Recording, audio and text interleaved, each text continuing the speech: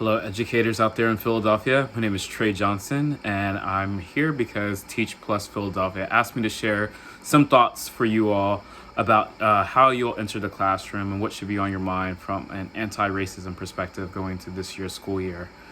Like a lot of educators around the country, everyone's wondering about what needs to be different and what needs to be true, not just because of the pandemic that we've all endured, but also because of the wide race conversations that everyone has had to confront in light of many types of policies and actions that have taken place in the last couple of months, to include the unfortunate killings of Breonna Taylor, Ahmaud Arbery, and George Floyd.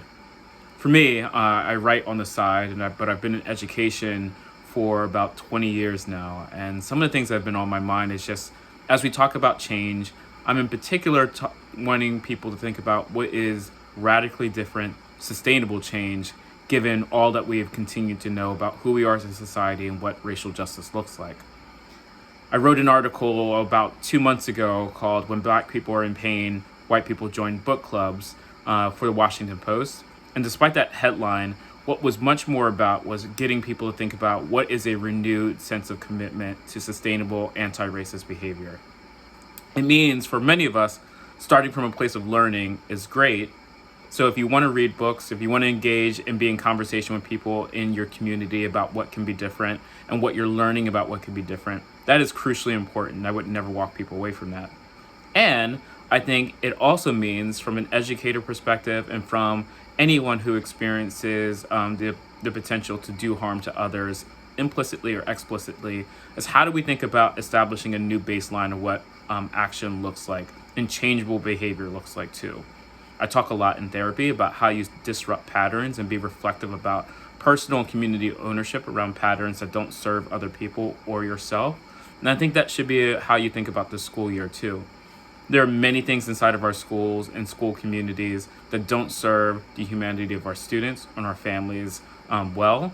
And what I want all of us to think about is, as we're in virtual or literal classrooms this year, or what are the practices you can engage people on that means not just disrupting existing ones that you know give you and give others around you discomfort, but also what aspirationally is it that you're seeking to be true instead. I know our schools have everything from discipline policies to attendance and grading policies that oftentimes land disproportionately harmful on some of the students, Black and brown in particular, who need the most equitable understanding and accommodation about what their circumstances are as possible.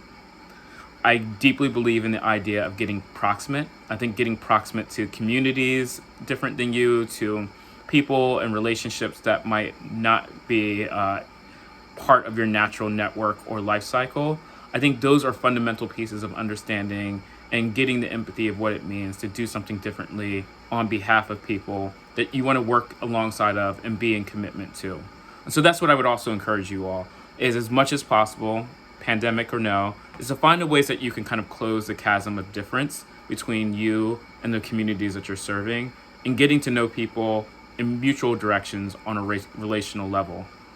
I think it also means to look at, like, what are the personal and professional choices that we're doing that perpetuate or upheld a lot of anti-Blackness, whether it's in terms of social networks, professional networks, political affiliations, certain types of neighborhood clusters. There's so many things that we can do to personally audit the choices that we make every day. And I think whether you're an educator or not, we are no longer in times where we can afford to falsely compartmentalize who we are and think that we can sustain and uphold justice in some parts of our lives, but not in other parts. So I'd also think about, like, what are the ways that you are doing everything from engaging with communities outside of school, what relationships you are holding and curating in terms of space in your life that are intimate and meaningful with your students and with people who I might identify along the same lines as your students, but also looking at, like, what are all the choices that we're making to have sustainable lives for ourselves.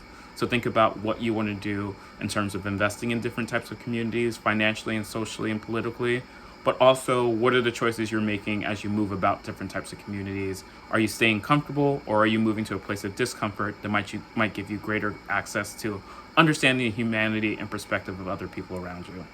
So I wish you all well. I hope you all have a great school year. I am more than happy to be of service to any one of you who want to reach out to me. And I wish you and your students as productive a year as possible, because there's a long road ahead. Take care.